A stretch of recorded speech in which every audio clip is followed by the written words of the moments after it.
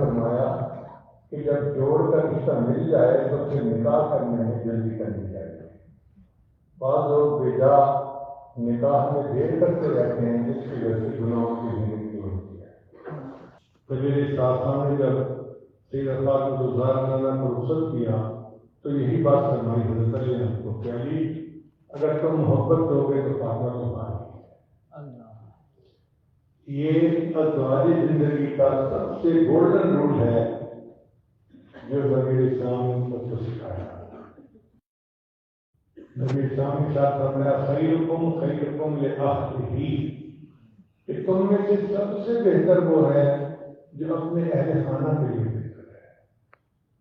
یعنی آدمی کے اچھے ہونے کا اندازہ اس کے کاروبار سے نہیں لگائیں گے، اس کے دوستوں سے نہیں لگائیں گے، اس بات سے لگائیں گے کہ گھر والوں کے ساتھ اس کا برتاؤ کیسا ہے۔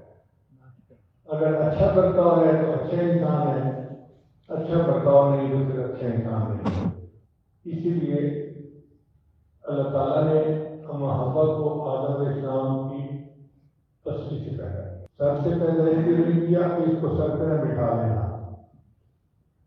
پاؤں سے پیدا نہیں کیا کہ پاؤں کے نیچے نہ دبا دینا، پسلی سے پیدا کیا کہ وہ تمہارے دل کے قریب ہے، اس کو تم اپنے دل کے قریب رکھنا، زندگی اچھی گزر جائے۔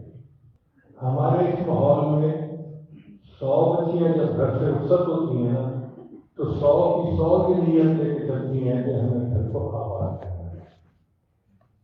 اب آگے معاملہ ہوتا ہے سسرال کا۔